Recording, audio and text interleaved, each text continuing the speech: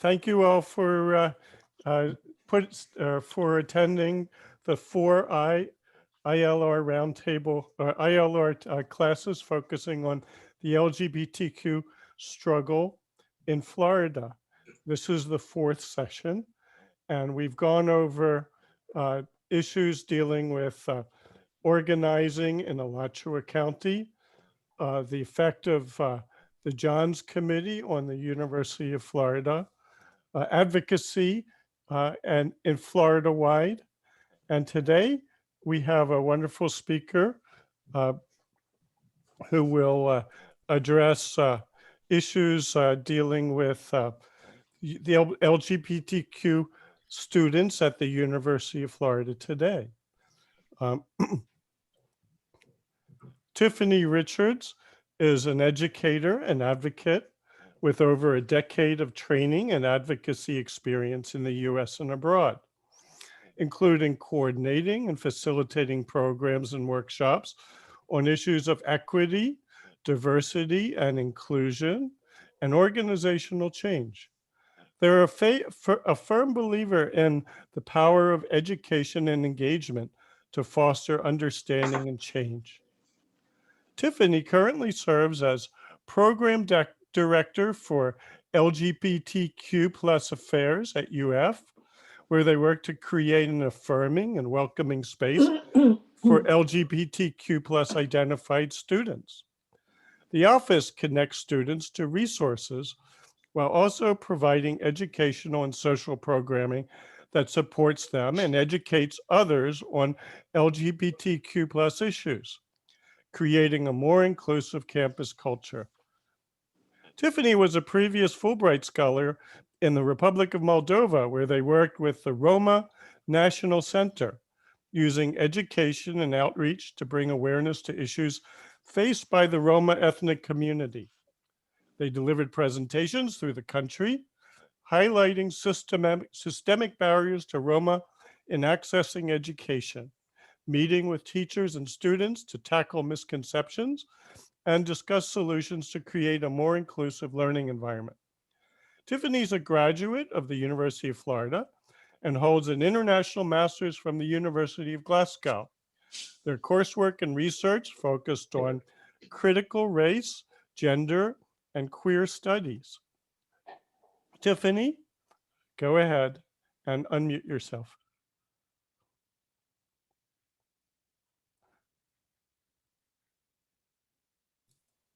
There we go. Hi, everyone. Welcome. I'm so happy to be here. And thank you for the introduction, Rick. And so I'm going to go ahead and just dive right on in. Today, I'm going to talk a bit about LGBTQ plus affairs at the University of Florida. But before I do that, I'm going to do a quick, not even a quick review, just we're going to go through some terminology and talk a bit about different aspects within the community so that we can make sure that we're all on the same page in terms of having a shared understanding and shared language.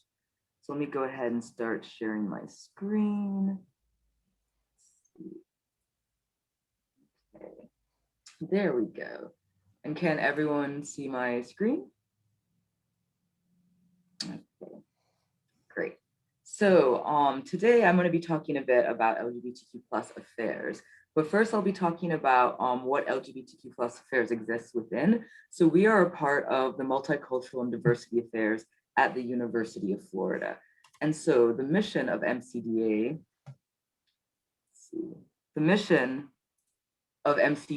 is through transformative educational experiences and development opportunities, we seek to celebrate and empower diverse communities and advocate for an inclusive campus for all students across identities. And so with MCDA, we realized that when UF was founded in 1853, it was initially a college for men. We know that women did not attend UF until 1947, and we didn't have the first Black students until the 1960s. And so keeping that in mind, we're doing our best to make sure that every Gator has a sense of belonging to the Gator Nation. You see that here. Our vision is that members of our community have an unquestioned sense of belonging and are able to focus on excelling inside and outside of the classroom without threat of stereotypes, bias, discrimination, or hate. And so this is quite important because at UF, we operate with Maslow's hierarchy of needs in mind. Sorry, there we go. So yeah, we operate with Maslow's hierarchy of needs in mind, and we recognize that our students are whole people. So, if we want students to be able to succeed and to thrive in their time at UF, we need to make sure that their most basic needs around biological and physiological needs are met, as well as safety, love, and belonging. And so this is the framework. Sometimes folks are like, oh, diversity, culture, multiculturalism, why are these things necessary? And it's a reminder that we live in a diverse community, we live in a diverse world, and that we want to work to make sure that everyone has that same sense of belonging and can focus on their time here while they're at UF and thrive and be the best students. And so that's a bit around our framework. And so before we can start talking about LGBTQ plus issues, I wanted us to take a quick second to do a brief matching exercise. And so don't worry if you don't know what these things are. We're going to go through it as a group. So let me go ahead and dive into this bit. So let's see. There we go. Sorry, you all, there we go. So right here on the screen, we have a series of pairs of terminology. And so what I'm going to do is I'm going to give us all about a minute or so to look at the words on the left and then the definitions on the right, and to kind of take a second to kind of match them. And then I'm going to ask us to kind of go off mute, and we're going to go through as a group and discuss the different definitions. Okay, so I'm going to give us about a minute or two. And if folks can just sort of look at the definitions, look at the terms, and then do it individually, and then we'll take a second to discuss it as a group.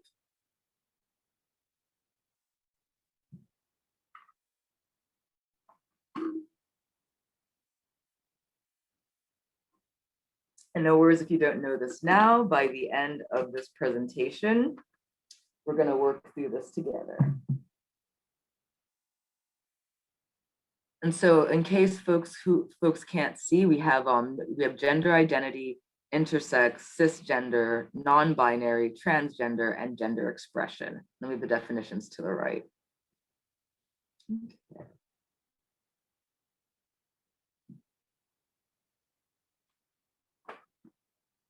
And so while we're looking at it, would anyone like to take a stab for that first word for gender identity?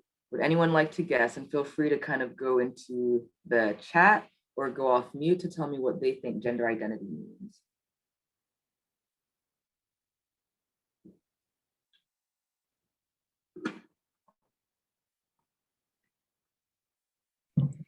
How you feel, how you yourself consider your gender, individuals. So it would be C would fit that, I think. So yes, so thank you for that, John, and that is correct. So when we say gender identity, we're speaking about C. This is a person's internal sense of being male, female, or something else, such as agender, non-binary, gender fluid, gender non-conforming, and gender queer. We'll define those terms coming up, but thank you for that, John. That is the correct identity. Gender identity is a person's internal sense of being male, female, or something else. When we say intersex, would someone like to tell me what they think intersex means? Which definition on the right?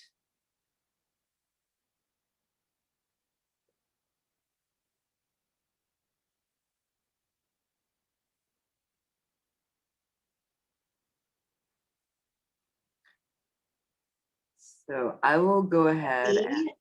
Go ahead. Is that E? No. So that's close, but not quite. We have no guts, Tiffany. So. No. So intersex is a term actually, and it's not that it's a modern term. However, most folks might be more familiar with an older term for it. So intersex, it refers to a person who is the correct answer is D. It refers to a person who's born with sexual or reproductive anatomy that does not fit within the sex binary of male or female, encompassing a variety of sex expressions. So the term that historically that was used to refer to this concept and is a bit antiquated and pejorative by folks within the community is hermaphrodite. So if you've ever heard the term hermaphrodite, that is a term that we use when we're speaking about animals in nature. So you might say that certain animal species are hermaphroditic in that they don't have defined, sex characteristics. However, when it comes to referring to people, that's a term that we call intersex. And so I'll be showing a short video later that touches on that. So just as a note, do not use the word hermaphrodite when you're speaking around individuals. It's now considered a pejorative term, but the correct term for people who are born with external, sexual genitalia that is not immediately male or female. We'll touch a bit on that as we talk about sex, sex assigned at birth, but that is the term intersex. So it's someone when they have ambiguous genitalia or they may have a different chromosomal makeup than they do the physical characteristics. And then the next we have cisgender. And would anyone like to take a guess at what that means?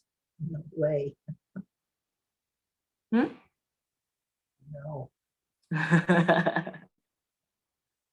And yeah, Rick, would you like to take a guess? It's A, person whose gender identity matches with the sex they were assigned at birth. Yes, thank you for that, Rick. And so cisgender, that is a term that has surfaced in recent years. And so cisgender is, when you think of transgender and cis, they're somewhat opposite. So cis is Latin and cis means to remain. So you can think of it in that way. And so as Rick pointed out, it's a person whose gender identity matches with the sex they were assigned at birth. And so when you were born and the doctors, looked between your legs, they said that you're a girl. And since you've grown up, you've said, I identify as a woman. These notions of what it means to be a woman in society, that matches how I feel about myself. That means that you are cisgender. If you were assigned female at birth, and as you've grown up, you've come to realize the cultural cues, the gender roles, the ways that society views, and says women should be, I don't feel that way. I more identify with what it means to be male or something else. Then you would not be cisgender and you'd be under the transgender umbrella. And again, we're going to get into some of these things. This is just a bit to get our feet wet. And so non-binary, would someone like to take a guess at that? Would that be E? Yes, thank you, Shirley. And so non-binary is, again, we see the binary in there, the B. So the bi implying two. A binary just means one or the other. And so when we think of how we think about around sex assigned at birth or gender in our society, it's male or female. So it's that male or female binary. And so non-binary are folks who are saying that the ways that they experience their gender, it's neither entirely male or entirely female. They're not saying that that's how they express their gender. And they're also saying that there's other ways of expressing gender outside of that. So non-binary just means that you don't, identify with the existing gender binary that, we have in our society. And then the next is transgender. Would anyone like to take a guess at that?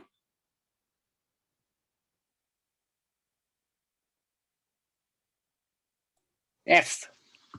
There we go, yes. And so transgender is a broad term for people whose gender identity or expression is different from those typically associated with their sex assigned at birth.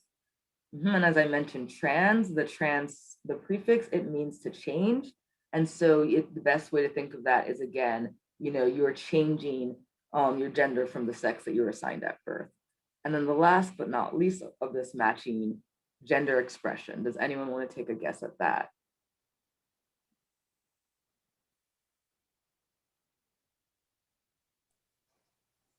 So that would be B. Exactly. So gender expression, how a person represents or expresses one's gender identity to others. And so gender expression, oftentimes, when we hear the phrase, that's so gay, or if we see someone and we're looking at them and you know, we're looking at them and they have certain mannerisms or stereotypes that we assume, you know, might belong, well, yeah, certain mannerisms or stereotypes that we think indicate that they're gay. Oftentimes we're reacting to gender expression. It's clothes, it's makeup, it's, you know, the ways that you carry your body. And so in our society, oftentimes when we're regulating for if someone is gay or not, we're actually reading their gender expression. What we're saying is that expression is more so, if you're a man, that's an expression of a feminine person and vice versa. And so what's always interesting for us to note is that gender is a construct. You know, when we think of gender, we know that it means different things to be a man and a woman in different places around the world. You know, we know that in some countries, in Scotland, for instance, men wear kilts, you know, and those are very much seen as the height of masculinity. You wear it to very special occasions. But in America, if we see a man wearing a skirt, that to us is, you know, a gender expression for men that we don't have in our society. So, you know, as you all think about your own lives, when you think about the first times that you heard that you had the message of gender kind of sent to you, it wasn't necessarily something that you chose. It was something around the society that you grew up in. Maybe your parents said, you know, this is for boys or this is for girls, or you can't do this or you can't do that. And so it's important for all of us to realize that, you know, gender is a result, you know, the ways that we view gender is a result of the society and the culture that we live in. So I'm going to go into this next set where we're going to review a bit around sexual orientation vocabulary. And so here I have what are the standard letters within the LGBTQ plus community.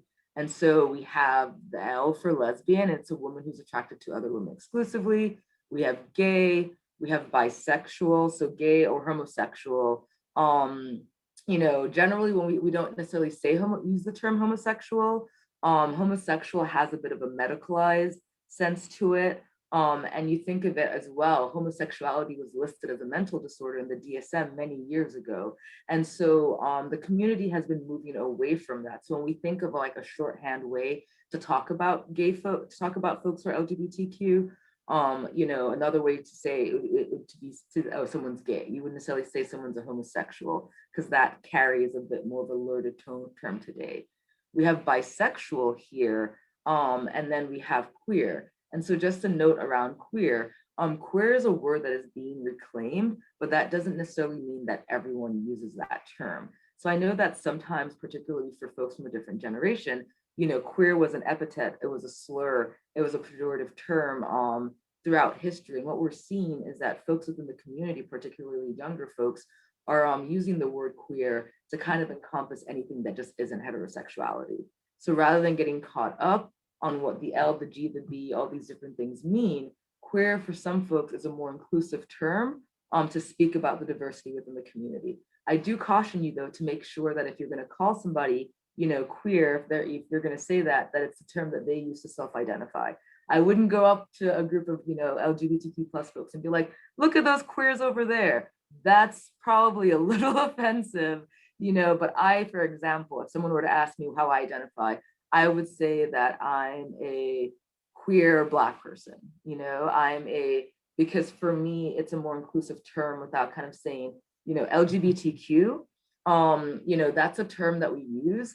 And I want you all, as we're going over these definitions, to recognize that LGBTQ is a shortened and inclusive way of saying a more broad and diverse community. So you might see LGBTQIA, you might have seen LGBTQIAPP2, some of these other things.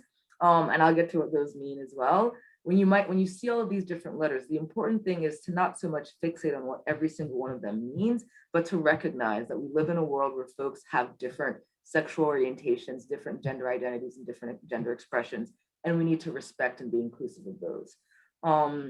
And so queer, you know, is again a more broader inclusive term. We have questioning here, and sometimes folks are like, is that an identity? And again, questioning is around folks who, you know, who are questioning their gender identity or their sexual expression. We live in a society that's heteronormative, which means that the assumption is that everyone is straight, that everyone identifies as the sex that they were assigned at birth. And so questioning is a valid state of being. It's for folks who are, you know, going along the journey. And I often like to give space to that, to say, hey, you know, it's not a trend, it's not a phase. There's, for some people, it's a process of really figuring out who they are.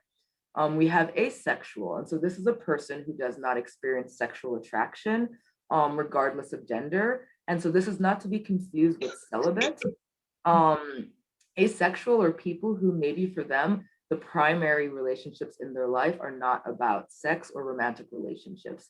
Asexuals, you know, they're part of the LGBTQ plus community, and it's a you know, group that's also emerging because this is the first time we've sort of lived in a space where we can talk about that. Historically, if folks were asexual, folks did not, you know, want to engage in sexual behavior, did not have sexual attraction in previous times, especially if they were women, you know, it would be viewed as something that's medically wrong with you. So asexual is an identity that folks are now feeling comfortable to speak up about, to say like, hey, I am here and I am valid and this way of being is okay.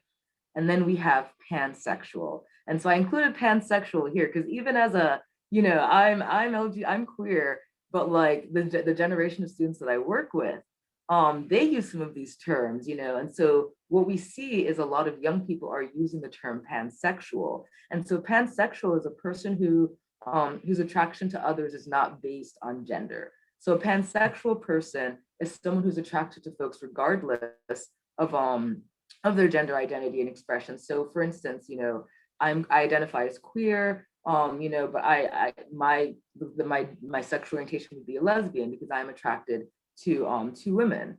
Pansexual folks, it doesn't matter what the gender of the other person is. It's not a defining factor in who they date. And so some folks get confused between pansexual and bisexual, in that, you know, what are the differences? Pansexual is a more inclusive term. As we said before, bisexual implies that there's a binary and there's only male or female. But since we know that folks' gender expressions and identities are quite diverse, pansexual is again a more inclusive term to move away from the binary, the one or the other. So I kind of wanted to pause here really quickly to see if folks had any questions about the sexual orientation vocabulary. And please, this is the place, this is the space, you know, put it in the chat or feel free to go off mute. So there what is no term for a male gay person. Is there a term like for females it's lesbian? Yeah, For so it's males? gay. So for a gay male person, it's gay, but because we live in a society where for so long, you know, gay is a shorthand. So, you know, I'm gay, you know, gay is sort of a shorthand as well, instead of saying homosexual. So gay can refer specifically to just men who, you know, men who love other men, or it can refer just more broadly to like anyone who's not heterosexual. Lesbian is specific to, you know, to women, and then bisexual and pansexual are folks who, regardless of the gender and the sex, they're open to other, you know, they're open to dating folks. So what would we call someone who's a masochist or sadomasochist, that kind of aberrant, or at least maybe that's too pejorative a term, but that kind of behavior? So that kind of behavior is not part of the LGBTQ plus community. What you're speaking to is a kink. So the kink community, these are there's a difference between you know, the types of attraction and then the ways that people like to have sex. So that is the distinction. Oftentimes, historically, when people thought about sadomasochism, BDSM, sexual perversions, if you will, they lumped that in more broadly with the LGBTQ plus community because all of this was viewed as deviance. All of this was viewed as straying away from the norm. And so you also saw pedophilia lumped into it. You also saw these other things lumped into it.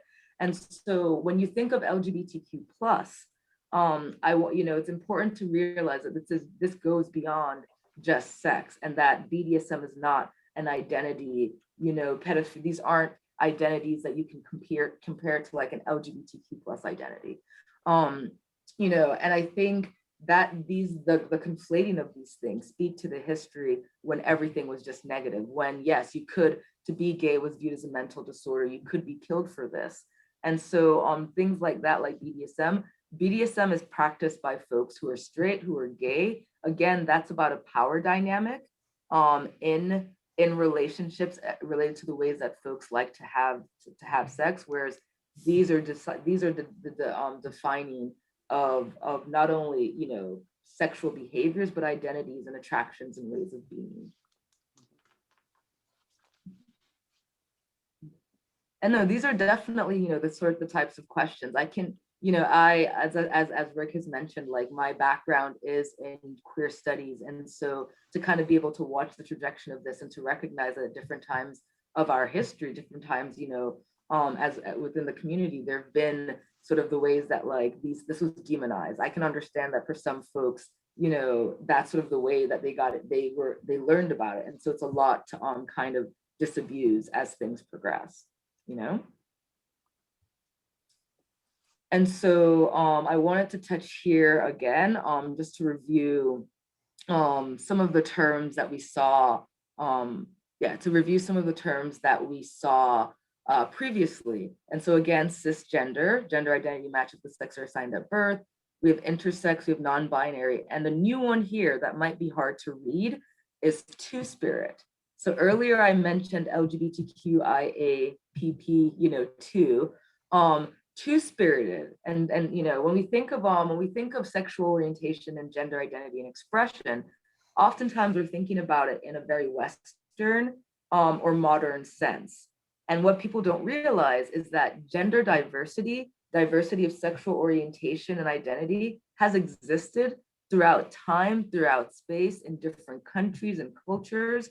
In the indigenous tradition, you have what's called two-spirited, and that's a term that refers to you know, folks within the indigenous cultures that, you know, were neither male or female, that were viewed as having the spirit of both. So in the indigenous society, for instance, in the Navajo tradition, there's around 8 different gender identities and expressions. The way that they view it, you know, it's about a mixture of having feminine and masculine energies. These people were revered. They're viewed as sort of like, it was a great honor because you're able to hold all these multitudes. And so oftentimes people might say, oh, all this stuff with trans people and non-binary people, oh, that's new, that's a trend, that's a fad. But you can look at indigenous cultures, you know, not just Navajo, but all across the Americas and other cultures in other countries as well, where you see this, where you see the presence of you know, of gender diverse people. We can think of, like, if you think of America, in the colonization of Hawaii, in Hawaii, they had a culture of people who were viewed as having or possessing both two spirits, you know, both the feminine and the masculine, and those types of things were eradicated with colonialism and colonization. So I oftentimes like to bring this up because people are like, oh, this is now and this is new, but it's not. You can look, you know, in India you have the Hijras, which are a third gender. So again, we see this diversity that's been in existence, you know, all throughout. And so any quick questions here?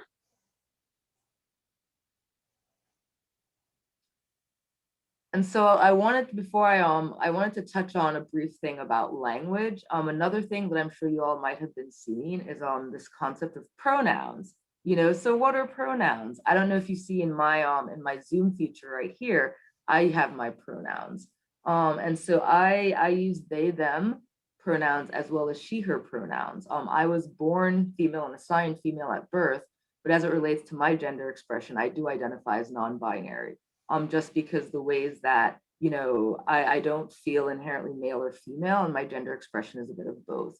So pronouns we often see, and pronouns are just, you know, it's another term used to substitute a person's name when they're referred to as a third person. So some pronouns include he, him, his, she, her, hers, they, them, theirs, and ze, zer. So ze, zer is again like one that you might see that when folks are realizing, hey, I'm not, you know, I'm not necessarily only male or only female. I want a pronoun that captures that. You have ze and zer. They, them, their is just another pronoun to not have anything be gendered. Oftentimes folks don't realize just how gendered our language is, the ways that we gender things unnecessarily. And so they, them, theirs is a gender inclusive pronoun. I know for some folks, it's going to be like they, that's plural, or that's not grammatically correct. And I want you all to think of it. if you go, how would you address someone who's not in the room? How would you address someone if you didn't know who it was? We already use they, them in our language. So it's not this big thing of, oh, that's grammatically incorrect, or, oh, that's so new. If you go somewhere and you're like you see in the example here, if someone, someone left their book here, or, there was someone, they were here just for a short time. We already used the they in the singular. So I just kind of wanted to bring this bit up of language and the importance of pronouns. And so with pronouns, it's like someone's name, when they tell you what their name is and what pronouns they use, it's a big sign of respect to use those correct pronouns. We know that sometimes folks struggle and sometimes folks mess up, but again, it's just sort of important for us to get into the habit of using pronouns. It's just a quick interruption here. Anyone have any questions on pronouns? You mean as opposed to using it? Exactly. It humanizes the it to they. That exactly. Sort of thing. No, exactly. And Z and Z again, could you define that? So Z and Zer were again attempts to make more inclusive pronouns. I see. So again, it was a kind of a fusion.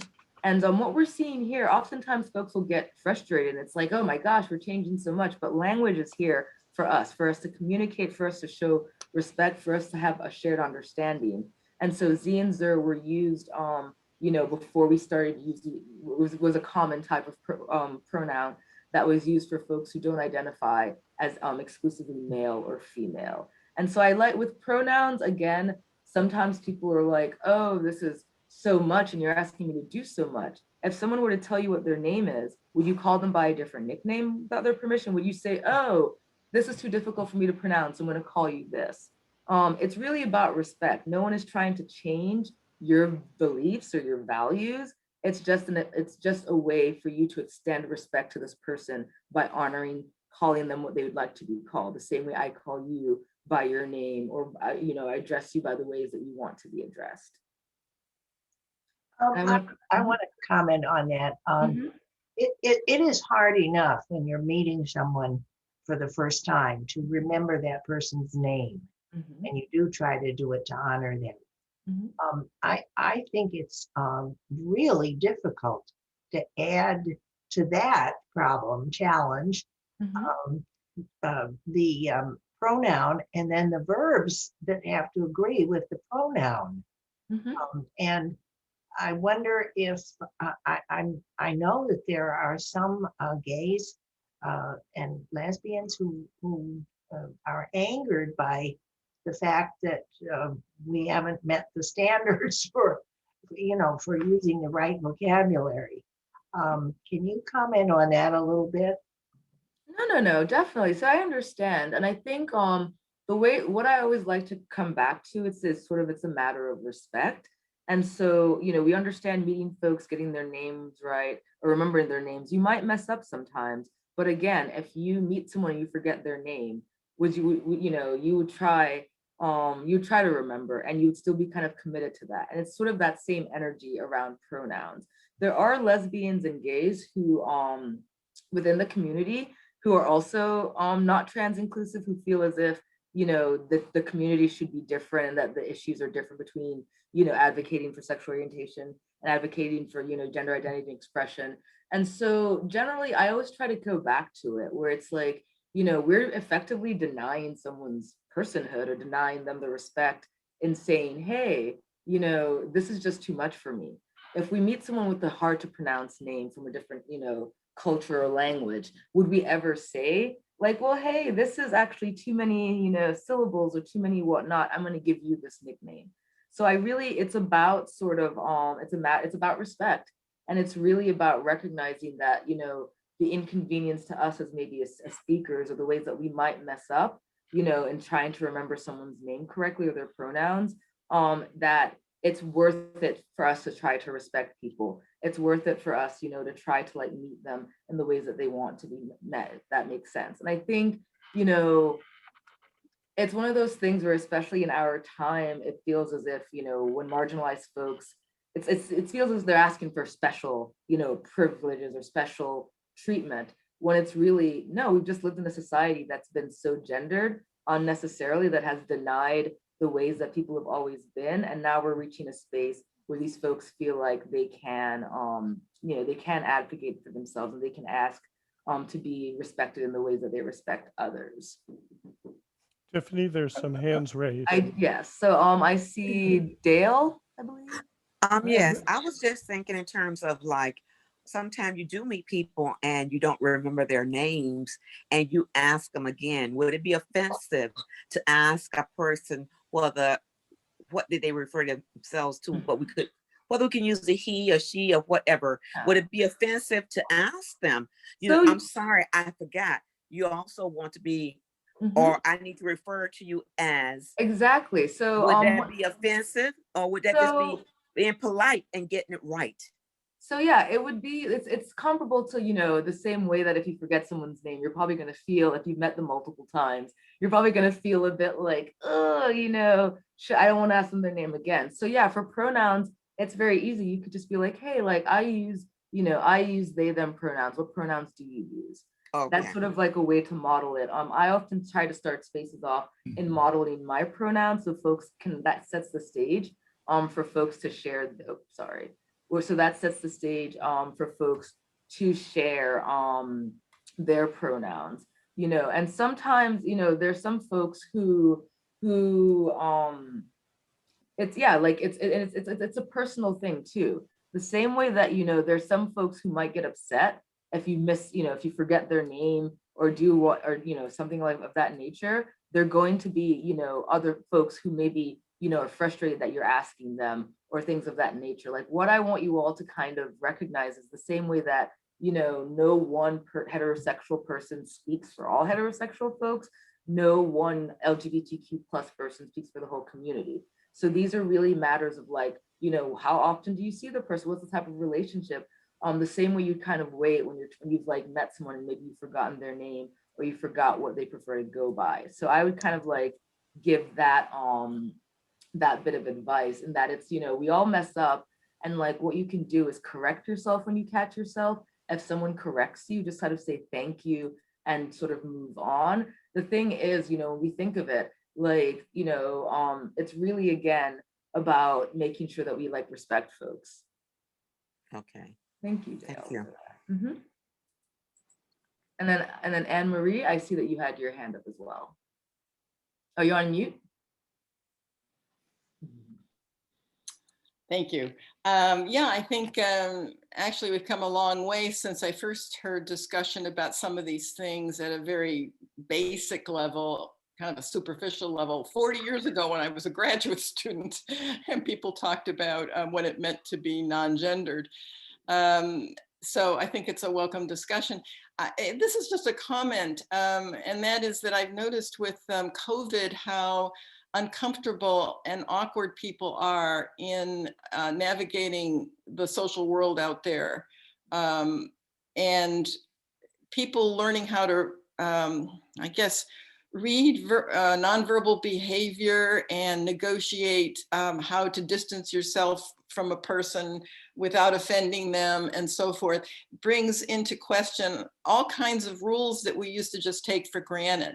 And so in a strange sort of way, what we're discovering now, I think long overdue in the area of navigating social relationships. We have that with COVID on a different plane. And I think it really points to the fact that a lot of us are just very caught in a new world and feel kind of awkward and afraid to make a mistake, and it's risky. I know when I go into a building and I see people without masks, I stay outside and I make different kinds of arrangements, and I don't mind pointing fingers and so forth. I never used to do those things. So I just wanted to offer that as kind of an analog to, I think, what we're doing in this situation. But if we don't do it, not only is it a sign of disrespect in terms of gender relations, how do people navigate their social sexual relationships without changing some of this language and some of this behavior? No, thank you for that. Thank you for that, Anne Marie. And that's really, I think especially when we're in this moment now where folks are like cancel culture is getting out of hand, or, there's so many things, people are like, folks can't take a joke, or everyone is so sensitive. And what we really have to realize is that for a really long time, people with the least amount of power didn't have anything to say. This is all, some of these things have always been problematic, but there's just you've never had the ability to speak up. So when we think of pronouns, oftentimes you think of folks who come from other countries with different languages. How many folks have Americanized their names? There was a time when that was just the standard, the norm, and that was because you had to do that. If you had a non-Anglo sounding name, there are issues that you from job access to outing yourself as somehow different in an application process. We see that, but now we're seeing that because our society and our culture is changing, we're recognizing that folks come from diverse backgrounds, that they're not going to have the name John or Elizabeth or things like that. So, we're seeing people advocating for that. We're seeing people to say, hey, like, particularly if you look at, the ways that, to say, hey, like, I want you to call me by my name and not my Americanized name, or my, so these things of like the ways that the world is changing. It's not so much that we're thrusting it upon people or forcing people to do things that they don't want to do. We're just sort of recognizing that we're reaching a place where maybe we haven't always been inclusive, and maybe the ways that we're doing things before, weren't really the best, but just those that were most impacted by them didn't have the power or the ability to speak up. And now that we're creating a more inclusive society, we're able to kind of like recognize these things. And that kind of is a really good transition into sort of just like language, like we think of that, we're so used to saying boys and girls, ladies and gentlemen. And oftentimes when I try to, when I talk about these things, people are like, it's always been this way. But it really wasn't until the Victorian era that things became gendered in the way that we knew them. That was when schooling as an institution, education as an institution came about. That was when like prisons, or like sort of things of that, like, prisons became institutionalized, like homes were institutionalized. And so we started to have these notions of like strict institutionalized gender norms. But these things, we haven't always been divided by gender or sex. And so I often try to remind folks when they're like, this is how it's always been, that these are things that have changed and can change in time. And so as we're being mindful of language, again, just little instances of how we're so used to saying ladies, gentlemen, ma'am, sir, girls, and guys, where we can just say, simple things like this. So this is sort of in that vein of pronouns. It's about respect, it's about inclusion, it's about not making any assumptions about people, it's avoiding generalizations. And so pronouns are really in that vein, and when you shift to gender inclusive language, such as, asking people what their pronouns are, being mindful of their pronouns, and not making assumptions, we're creating a space for everyone to show up. So you think the South was way ahead of the game with you all? I love y'all. Anytime that I could squeeze it into a professional context, I most certainly do. So yes, I will give the South that. We've been inclusive. We've had space for all of y'all, for some time now. But this is again just another way for us to think about language. Language is constantly changing. Language is here for us to use and for us to communicate and to understand each other. And the best way that we can start showing respect and creating inclusion is through language. So this next section is the last bit on terminology. And again, I just wanted you all to kind of like, sex assigned at birth. We're going to touch on that in this next diagram, but that's again, when you're born, it's a mixture of your sexual, your external genitalia, your internal genitalia, and your chromosomes. When we're born, they don't do those tests. They don't do a blood test to figure out your chromosomes. They're not able to look at your internal organs. They look externally to see what's there. And then they say if you're a boy or a girl. Oftentimes people are like, oh, there's only male or female because that's what happens in nature. No, we have intersex folks. We have folks who are XY, XYY, XXX. We have folks who may be XY, so, male by chromosomes, but they have external or internal genitalia that's like, ovaries or a vagina.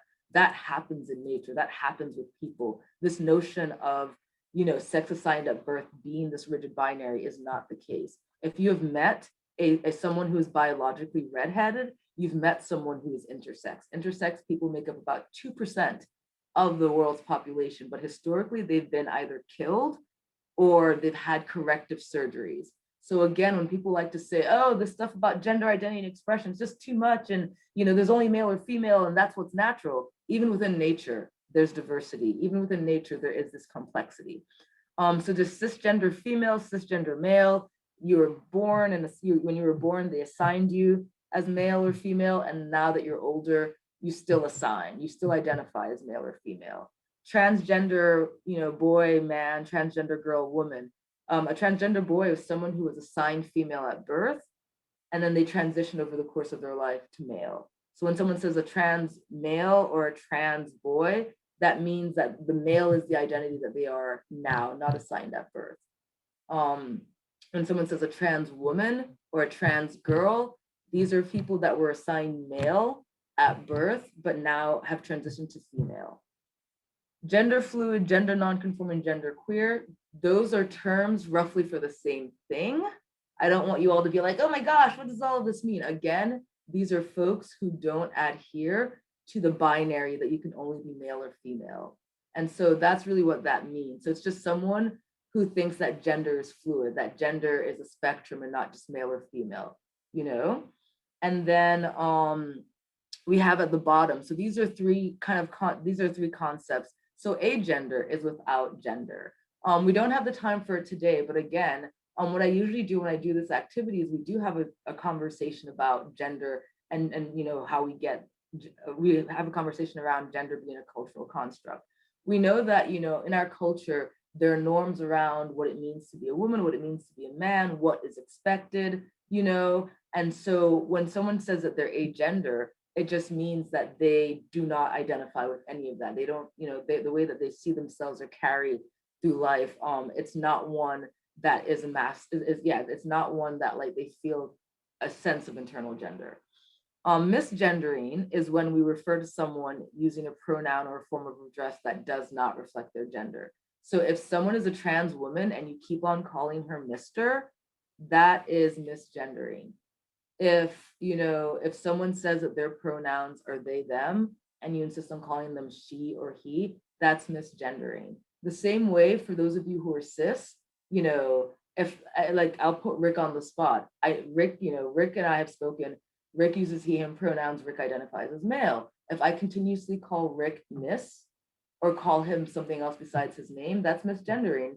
And the same way that you would not want to be called outside of the ways that you identify, it's the same for folks as well. And then dead naming is when you use someone's birth name or the name they no longer go by. And so dead naming can be problematic because it can out people.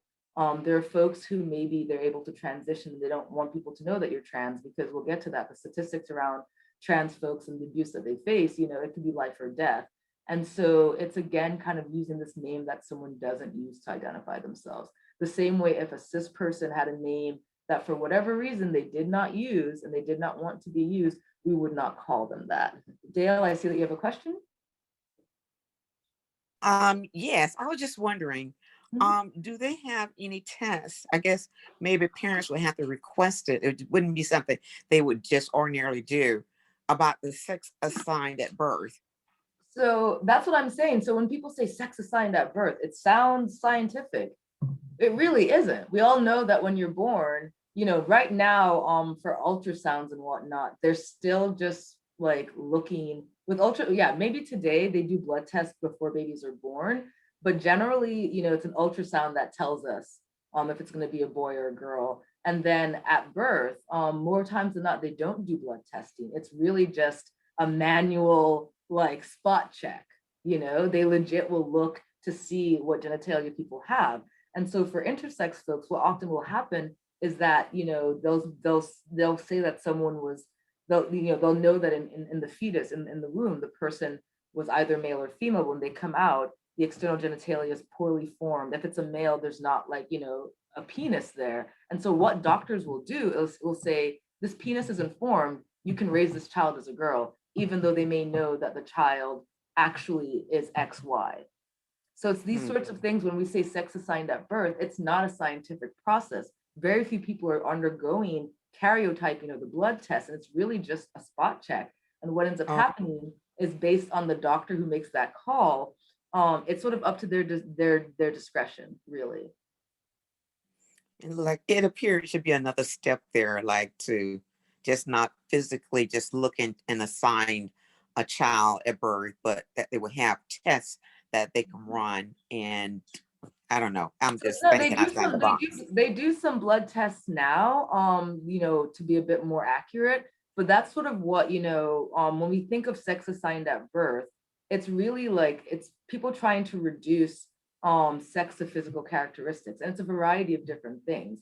So even, you know, even if you can say for at birth that this person is XY and they have, you know, their testes internally and they have an external penis, that person's gender identity could still be very much female. It could be that the way that they see themselves align more so with what our society says a woman should be. So there really isn't any connection between sex assigned at birth and gender identity. The issue is that people will resort to looking at sex assigned at birth to say, look, there's only one way to be, you know, there's only naturally male or female as exampled by sex assigned at birth. So there must be only two, you know, two, like male or female for gender, when gender identity is a construct. That's a social construct, you know, because we as cultures, as societies, we construct what that means in our respective cultures. Okay.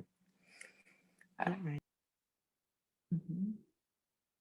And so I see someone posted in the chat, in some business situations, staff is directed to address clients as yes, sir, or yes, ma'am.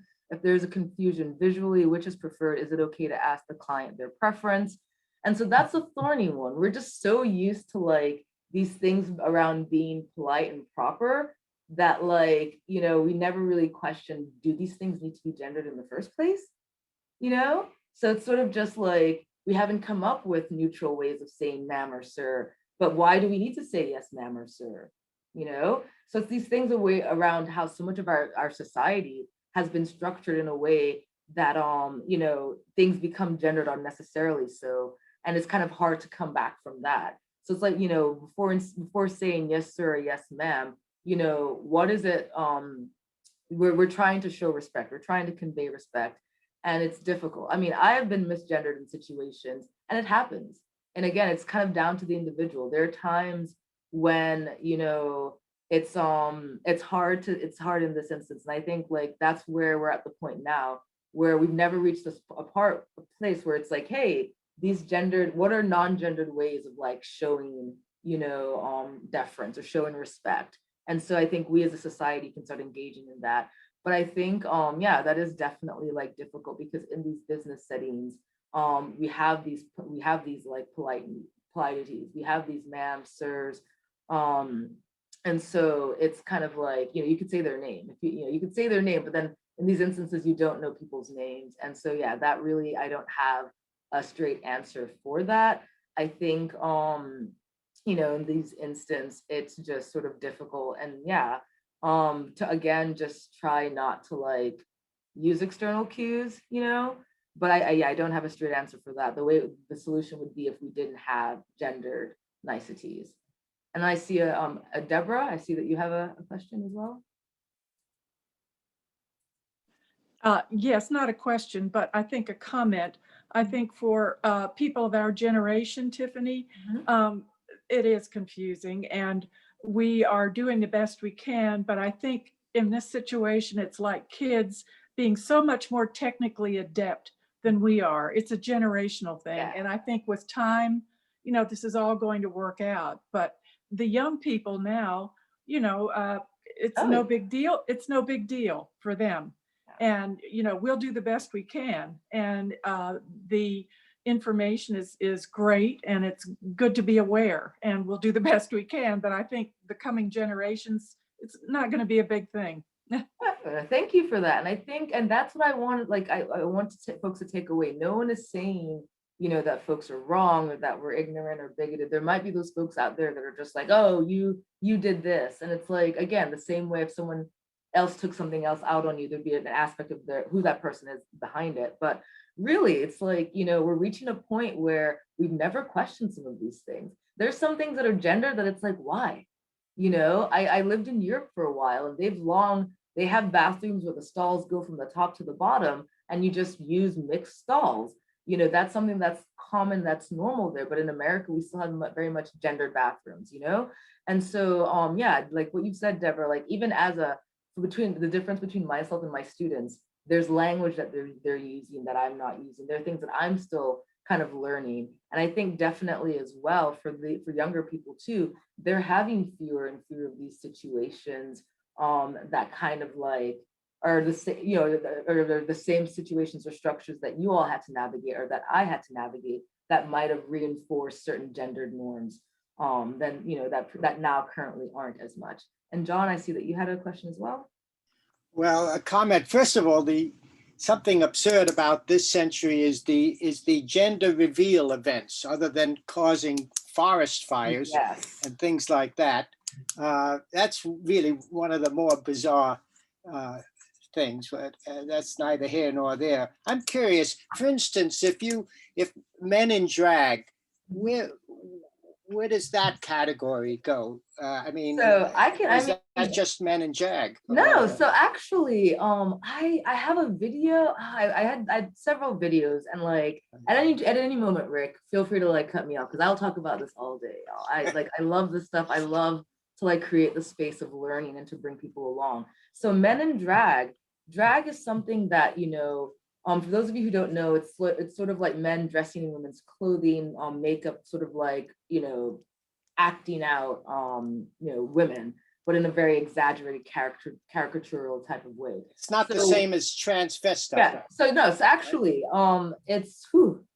drag is transvestitism. Basically, when we think of like these terms have come about in a time when they were pejorative, when they were used by folks outside of the community to write about the community. So when you think of a transvestite, vest is French for like clothes.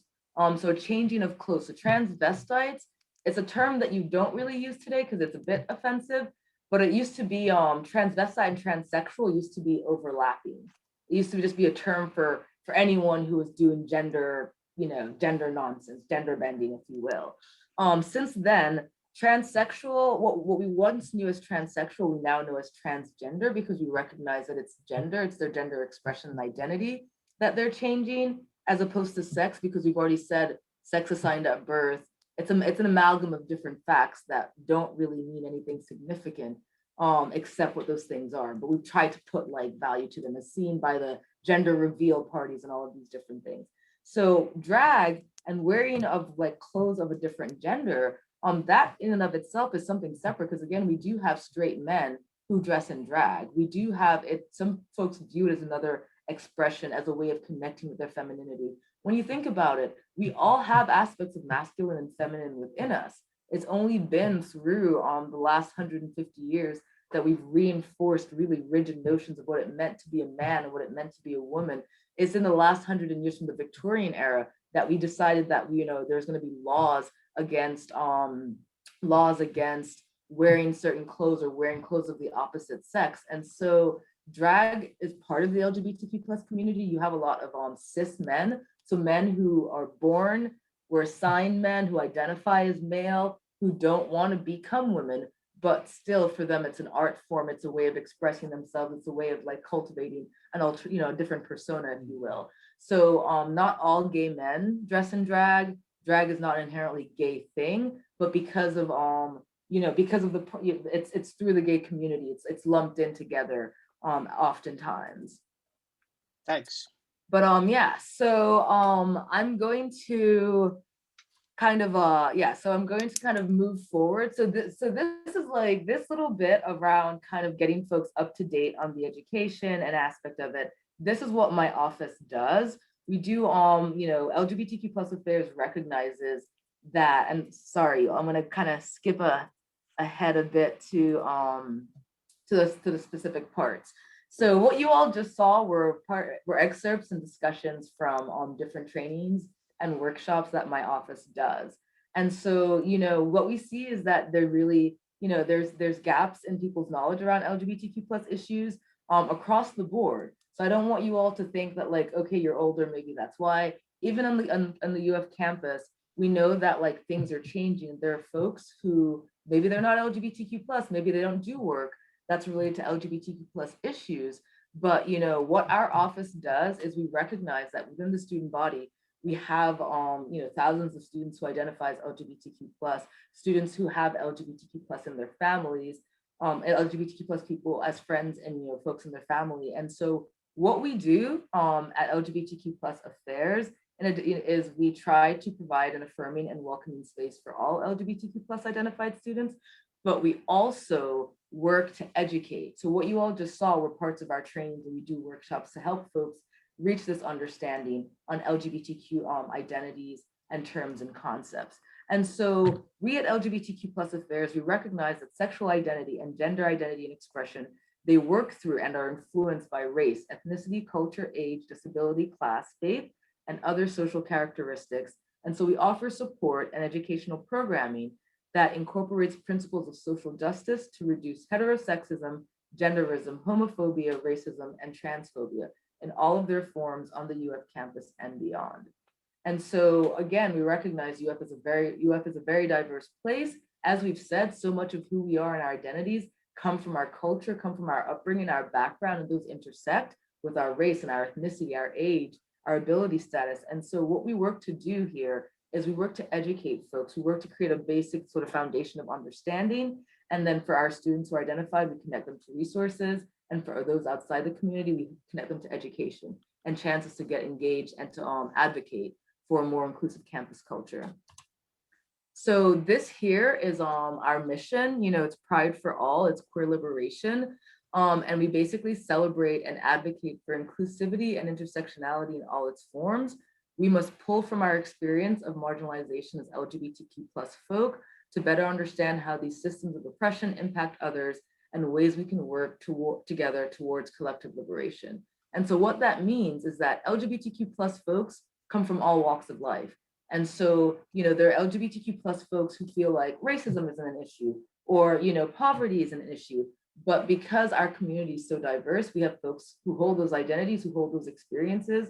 And so it's important for us to be mindful that, you know, as a Black queer person, my experience might be different than someone who is white, just because we live in America and we know the legacy of all of these different things. So it's important for folks to be mindful of intersectionality.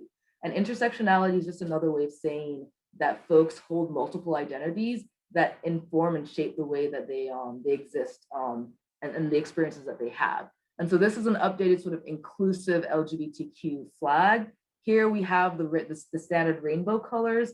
Then to the left, we have the trans flag. That's again to include gender identity and expression. And then we have the Black and brown stripes, because historically, when we think of LGBTQ, when we think of the West, we think of predominantly white folks. You know, folks think that LGBTQ things, you know, when we think of it, we might think of the pride parades, we might think of like the shows that we see in the media and the representation, and that tends to be white. And so this is again around the diversity of folks within the community. And Anne-Marie, I see that you have a question. You might be on mute. Actually, is the first time I've heard intersectionality defined that way, and I wanted to thank you for that. The way I was introduced to it was in another context entirely, and it had to have more of a political coloration, and that is having to do with consciousness, so that you were taught if people hated or feared Black people, that they were very likely to have phobias or hostility towards gays, et cetera, et cetera, et cetera, which in my experience has turned out to be true and very hard to disentangle. But anyway, I thank you for I think, a more expansive definition of intersectionality. Yeah, no, thank you for that. And I think whoever gave that explanation, I think it's maybe the inverse, that like if you are, you know, if you tend to be if you have one bias, you might have another bias, you know. And then intersectionality nails that there are people who might not like Black folks, who might not like, and people who might not like gay people. And so if you have someone who's both Black and gay, they're going to be kind of dealing with the burden of all of those folks, as opposed to maybe someone who's only Black or who's only gay. And it's, you know, it's about varying levels of power as well. But yeah, so that's sort of like intersectionality in a nutshell, to kind of be mindful of the different identities that we carry and the ways that they intersect to create sort of distinct experiences. So what's really great about LGBTQ plus affairs was that, you know, you all saw the progression from the Johns Committee when we were basically expelling LGBTQ plus identified students and staff and faculty. And so the university, since the Johns Committee, has been working, to make UF a more inclusive space. We have at the university Pride Student Union, which is one of the largest and longest running LGBTQ student orgs. We also have the LGBTQ Presidential Advisory Committee, which was a small advisory board that's been around for about 20 or 30 years that would kind of help, the university kind of deal with LGBTQ specific issues and things of that nature. And so what was really great was that there was an advocacy for an LGBTQ plus affairs, which would be something within campus that would sort of do a bit of both.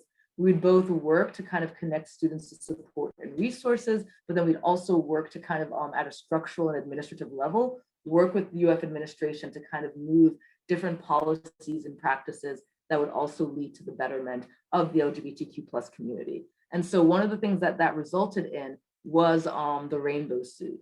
So the Rainbow Suite is, it started off as a small office in Peabody on campus. That was just a space for folks to gather and be in community. And so now we have what's called the Rainbow Room or the Rainbow Suite. It's on the second floor in the MCDA portal in the Rights Union. This is a space, this is pre-COVID.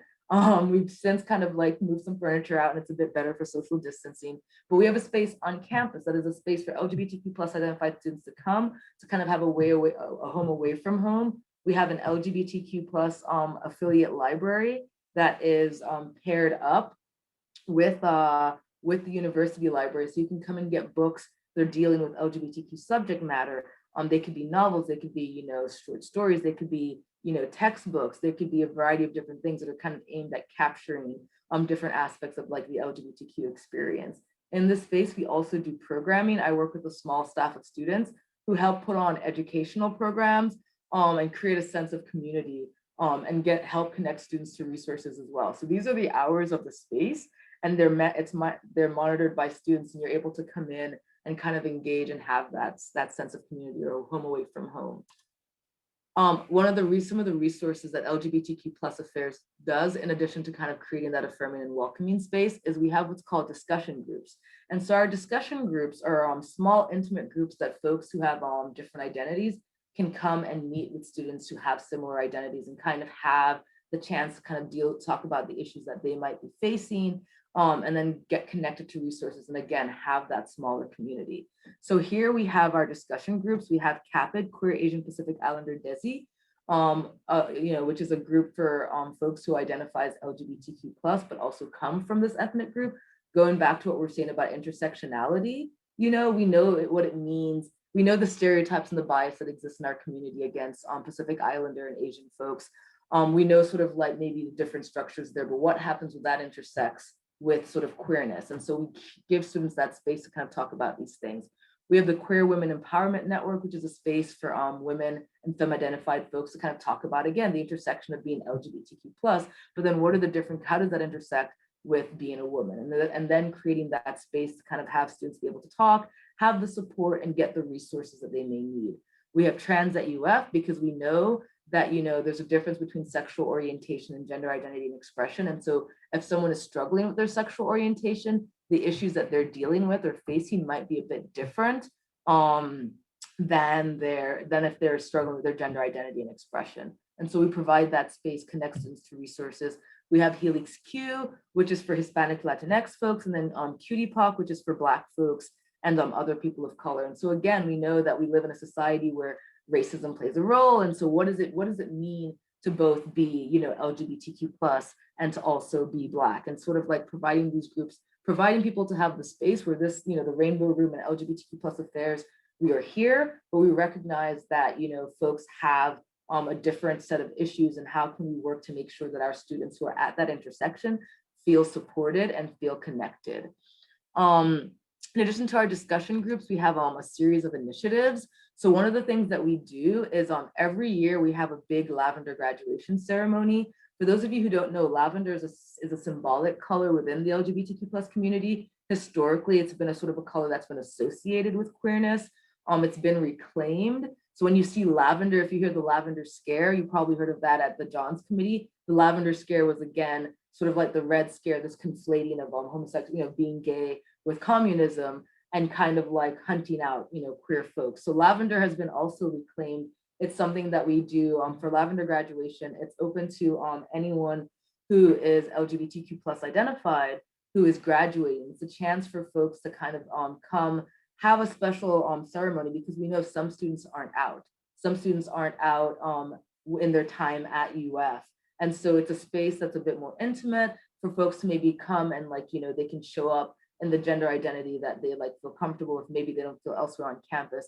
We usually have a speaker. It's a big sort of dinner, and it's another chance to celebrate the accomplishments, especially if students, if they're not out to their family, if their family, if their family might disown them. We have a lot of these different things where students aren't comfortable kind of being out in other spaces. And so we do this to sort of celebrate, give folks that space, and to kind of celebrate also allies who've done contributions and service towards the community. We have New to UF, which is an initiative for transfer students and new students. So it's a way to kind of get folks connected to the LGBTQ community here, to connect them to resources. Unlike other populations on campus, for UF, if you apply, you can self-designate that you're Black or that you're white or that you're these different identity groups, but we don't have a way for folks who are LGBTQ plus to disclose. So what New to UF does is we really work to reach out to folks that are new to UF and to the community, to make sure that they feel like they're connected and they are also part of something. Because as I said originally, our biggest thing is to make sure that every Gator has a sense of belonging. And then we have Outgrad, which is an initiative for our graduate students who are LGBTQ plus. Sometimes graduate students feel as if the university's sort of focused towards undergrad students. And so what this does is, again, it's a platform for graduate students across the colleges and different professional schools to come together to kind of talk about the issues that they're facing in that space, to also help give them a sense of community. In our office, in addition to our bigger initiatives and our discussion groups, we have a lot of programs which are about just different opportunities to connect, different educational opportunities. So I've included some of the things from our previous semester. So UF was debating adding pronouns in Canvas. And so we worked with, we had a demo session where students could come and give feedback on that process and get information and updates as well. We had a special with the CWC, so that's the Counseling and Wellness Center, where we had a therapist come into our space and give sort of a counseling session and also talk about coming out. We always try to connect and work with major campus partners to kind of highlight those areas and make sure students are able to connect. And the CWC has a lot of LGBTQ plus inclusive practitioners, as well as folks who are knowledgeable on those issues. We have just, again, this is just different things that we do where we really try to connect students to resources, letting them know this past summer, there was the Bostock case. And so what a lot of folks don't know is that prior to this past summer, you could still get fired in Florida for being LGBTQ plus. You have no recourse. And so, the LGBTQ plus legal rights workshop was a chance for our students who might be graduating to kind of figure out, to hear, hey, these are the rights and the rules that exist. These are the things to consider if you want to when you're thinking and looking at jobs, or this is what you kind of have access to. And so these are just, some of the things that we're doing, but I want to give you all an update on some of the major initiatives that we've been working on. So one of the things we're doing is we're updating gender inclusive bathrooms. Basically, as I said previously, a lot of the, pardon me, a lot of universities across the country a lot of the top universities across the country especially already have gender inclusive or gender neutral bathrooms.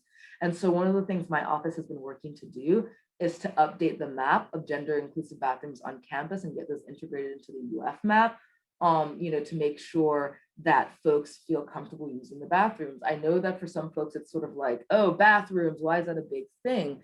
It's a thing of safety. There are folks who, might look at someone and try to assume that they know what gender someone is, and then police who can use the bathroom. And there's all these, this fear mongering around trans people, when sometimes folks just want to use the bathroom. Like I said, I'm assigned female at birth. I am more mask presenting. I'm usually wearing a blazer, a button up, and a tie.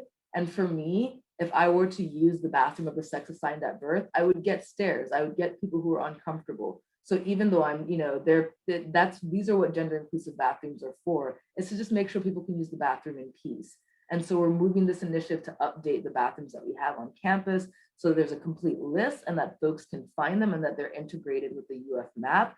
This is something that we see at as UF makes the climb to be in the top 5. We see this at other top public institutions.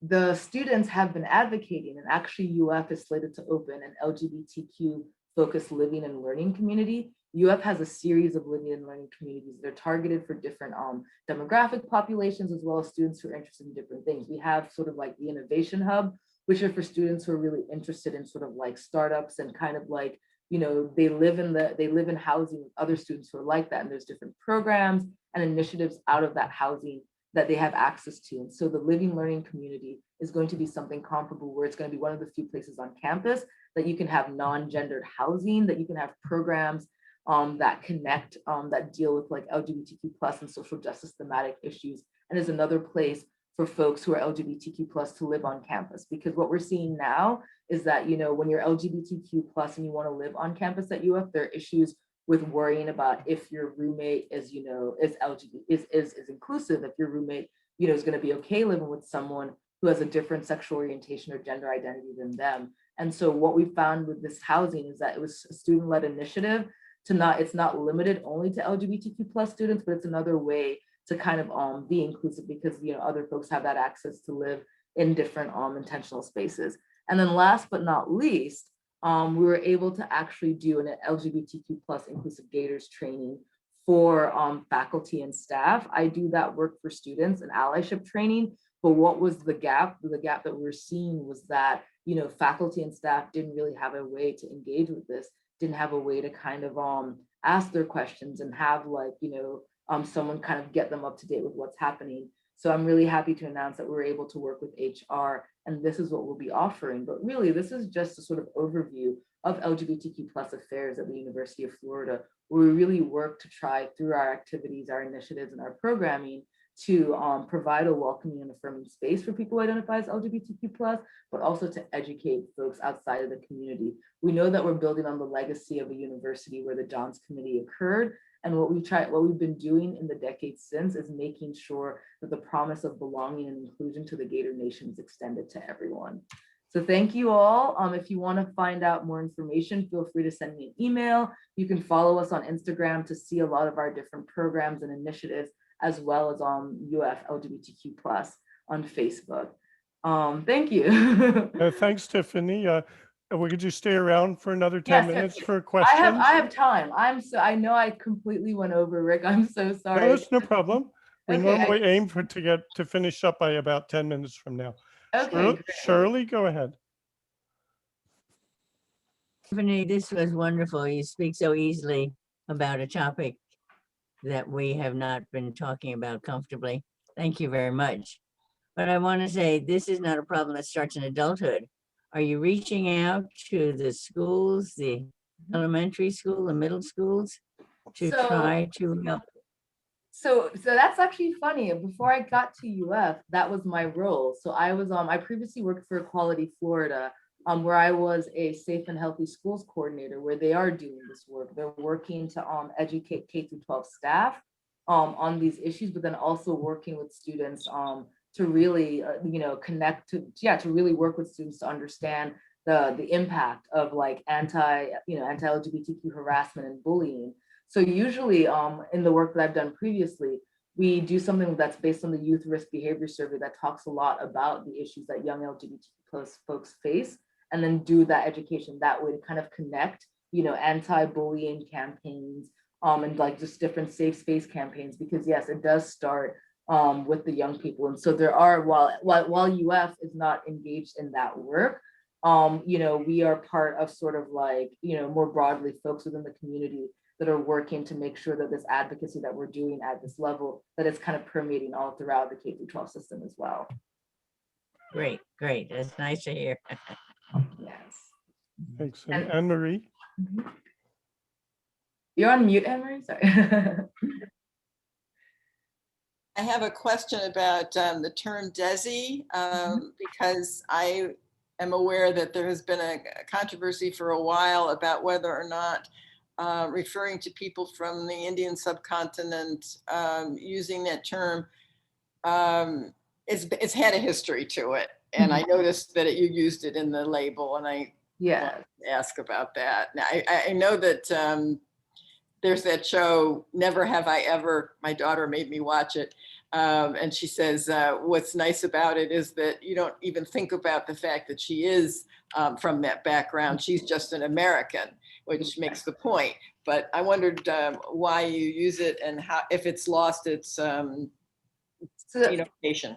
No, so actually the term Desi, it's sort of like the term queer, not like they're 100% identified, but sort of folks within the community have reclaimed it. So for that particular use of Desi, it's descriptive in that it's part of, it's making sure that folks, that people who come from that background recognize that the Office of Asian Pacific Islander Desi Affairs, that's a space for them as well. So as I mentioned previously, we have Multicultural and Diversity Affairs, and under Multicultural and Diversity Affairs, we have 4 culturally responsive identity-based areas, and that's Black Affairs, Hispanic Latinx Affairs, Asian Pacific Islander Desi Affairs, and LGBTQ+ Affairs. So the Desi was added because, ironically enough, students on our campus did not feel as if there was a place for them, that it was originally, the department was originally called Asian Pacific Islander, and some folks who were from the Indian subcontinent felt as if that was erasing the fact that, they're not Asian and they're not Pacific Islander, but they're Desi. So through the focus groups here. So I would say, I will say at other universities, it may be used differently, but at this university, that the inclusion of Desi came about after students advocating for it and wanting to make sure that they received, that the community, that the Asian Pacific Islander Affairs that was meant to be in service to them or inclusive to them reflected that. But I do acknowledge the sort of the turmoil between the term Desi and the ways that when you make a point of distinguishing people, if you're saying these are all Americans and this person's a Desi American, that being problematic, as opposed to saying this office is for all of these people. We want to name this particular group so you know that you're a part of that as well. Thanks so much. I had a question about the efforts to change the name of the student union based on rights involvement and the Johns Committee persecution of LGBTQ. Could you talk about that status and what's going on? So there are a lot of folks advocating for that. Unfortunately, because of those of you who don't know, J. Wayne Rice was the president during the Johns Committee, and he was a homophobe and a racist. And so, but that's also the name of our union. And so I know that different groups have petitioned to change that name, but the issue is that it's sort of, to my understanding, they're waiting to see if they can, just because we know that, there's different considerations around when folks gift or donate to the university, the terms that were there. And so to my understanding, I think they're waiting to see if we're able to the folks that build the processes and the customs around how we name things. So to my knowledge, we're waiting to hear back, but there have been different bodies that have been formed to kind of make that, to advocate for that change, and to also have the university be mindful moving forward of kind of, how we name things and who we commemorate and things of that nature. Great. Well, thank you so much, Tiffany. You've really educated us. And I think that people were really interested in what you had to say. So thanks again. No problem. Thank you for the opportunity. Thank you. And definitely, if you all have any questions, feel free to reach out. Excellent. Thanks so much for coming. Thank you for having me. Have a good day, y'all. Bye.